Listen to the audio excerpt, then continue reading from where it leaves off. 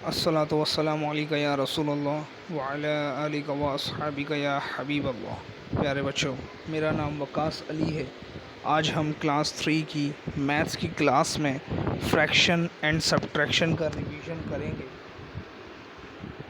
Fraction में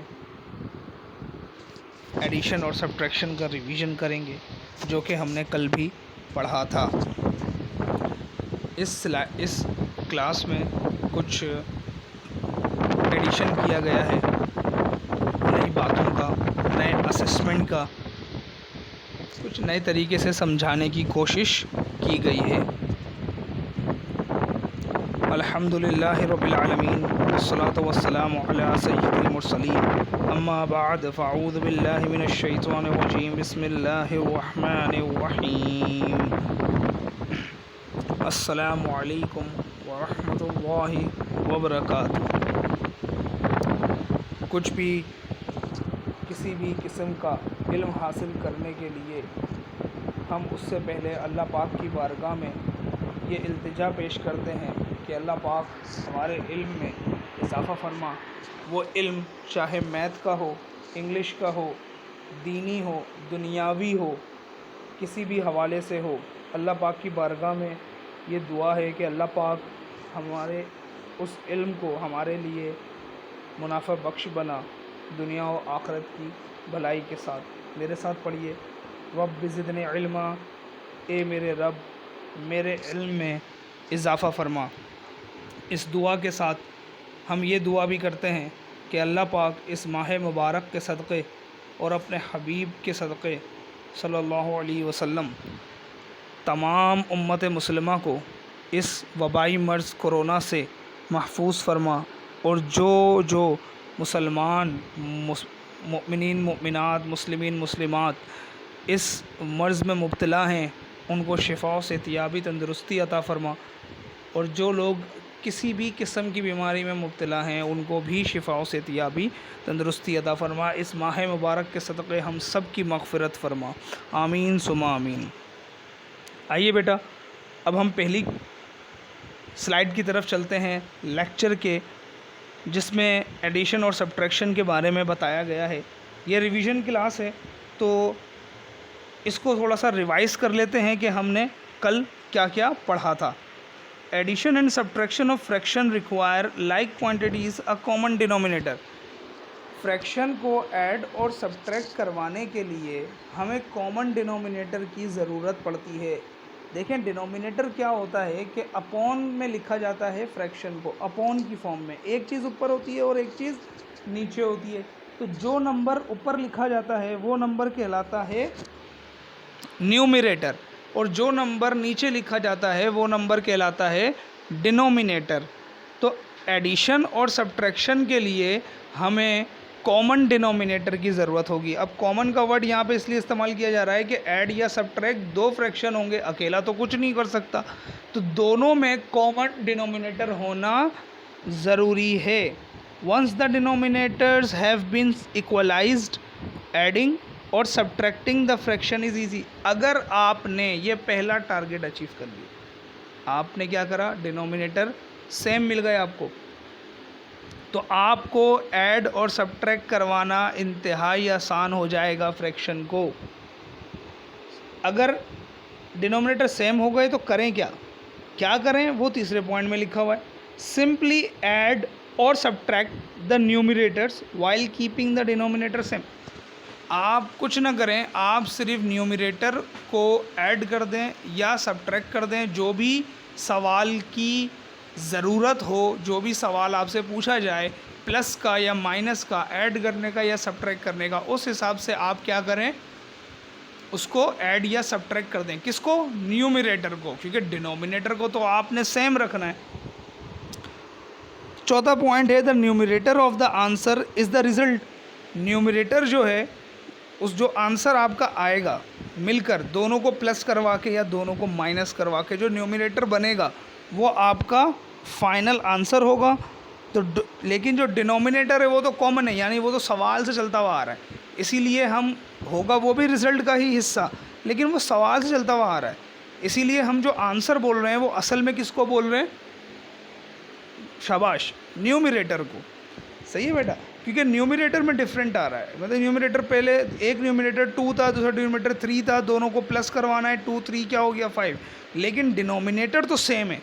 वो सवाल में भी सेम था, वो जवाब में भी सेम है। इसीलिए हम यूजुअली ये बोलते हैं कि न्यूमरेटर इज़ द रिज़ल्ट।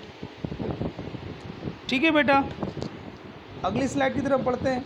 यहाँ पे आपको कुछ पॉइंट्स दिए हुए हैं, कुछ रूल्स बताए गए हैं जिनको फॉलो करते हुए आपने एडिशन और सब्ट्रैक्शन करवानी है फ्रैक्शन के दरमियान। Check to see if the fractions have the same denominator. पहले देख लो कि क्या फ्रैक्शन के दरमियान सेम डिनोमिनेटर है। जैसे कि मैंने यहाँ पर एक ब्लू कलर से लिखा हुआ है 1/5 प्लस 3/5। यस सर, डिनोमिनेटर तो सेम है। Once they have the same denominator, जब ये सेम डिनोमिनेटर हो जाएं, ऐड और subtract the numbers in the numerator. Add करते हैं, यहाँ पे क्या हुआ हुआ है, ऐड हुआ हुआ है। तो हमने क्या करा, 5 को एक दफ़ा लिखा डिनोमिनेटर में, फाइनल आंसर लाने के लिए 1 + 3 = 4। तीसरा step, right your answer with the numerator over the denominator.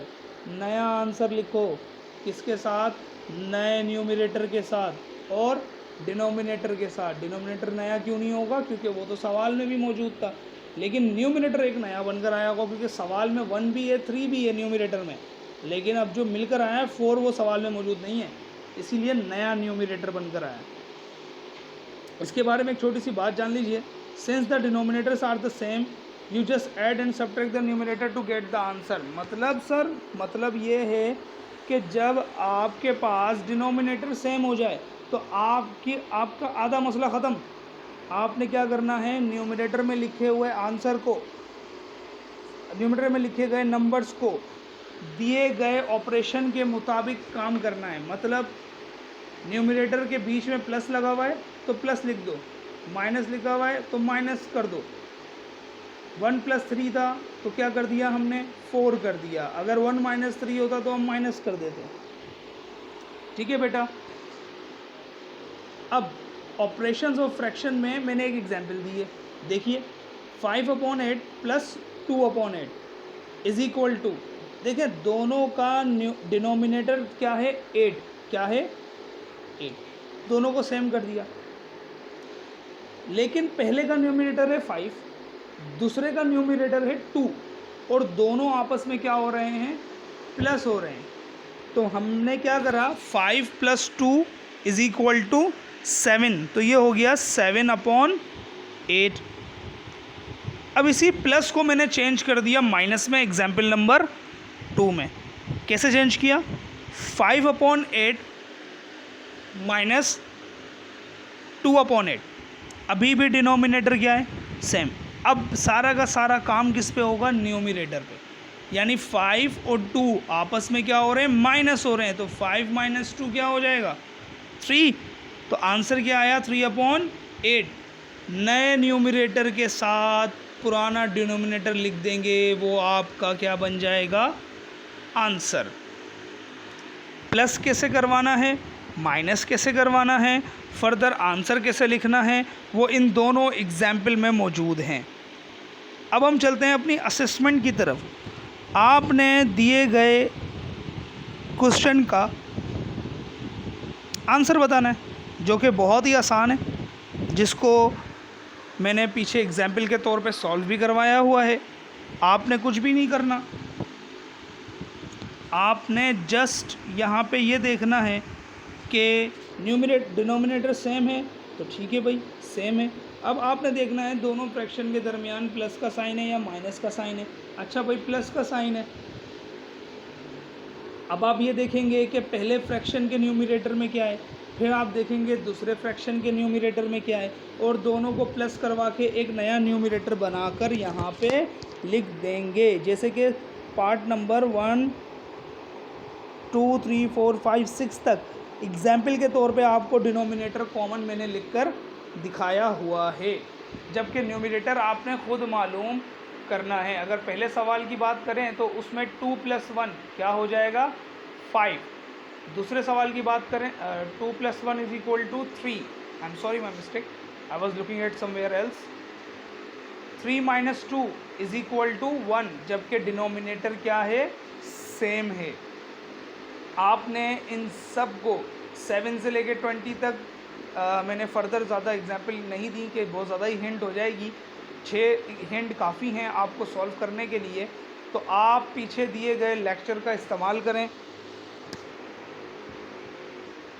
उसकी मदद से पहले उन एग्ज़ाम्पल को सॉल्व करें जो एग्ज़ाम्पल मैंने वहाँ पर बताई हैं, फिर उनकी मदद से इन क्वेश्चन को सॉल्व करें।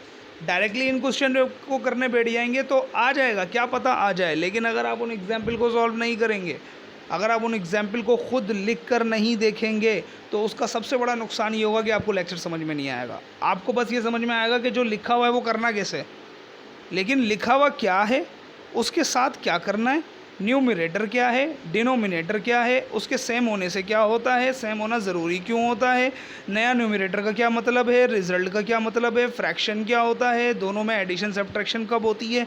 अगर आप पीछे का तमाम स्लाइड को गौर से पढ़ेंगे, सुनेंगे, देखेंगे नहीं, उसको लिखेंगे नहीं, उसकी एग्जाम्पल नहीं सॉल्व करेंगे, आप जस्ट ये क्वेश्चन सॉल्व करना शुरू हो जाएंगे, तो 2 दिन के बाद आप ये सब भूल जाएंगे।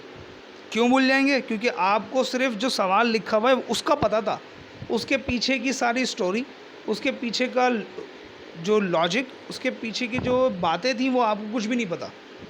वो तभी मालूम चलेंगी जब आप इन लेक्चर्स को बगौर देखेंगे और बार बार पढ़ेंगे, लिखेंगे।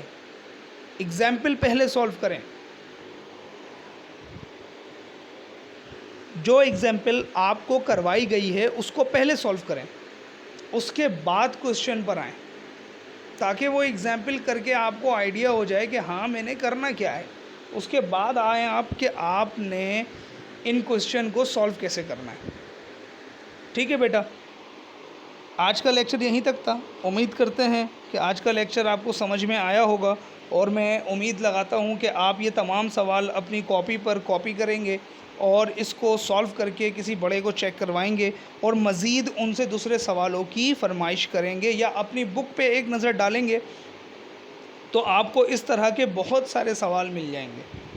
तो आपके लिए अच्छा है। देखें बेटा, जो बच्चे ये ऑनलाइन लेक्चर ले रहे हैं, आगे जाके इंशाल्लाह जब हमारा स्कूल खुलेगा, जो बच्चे ये सारा महीना ऑनलाइन लेक्चर लेकर पढ़कर घर में अपना वक्त यूटिलाइज़ कर रहे हैं, वो उन बच्चों से लाख गुना अच्छे होंगे जब स्कूल खुलेगा।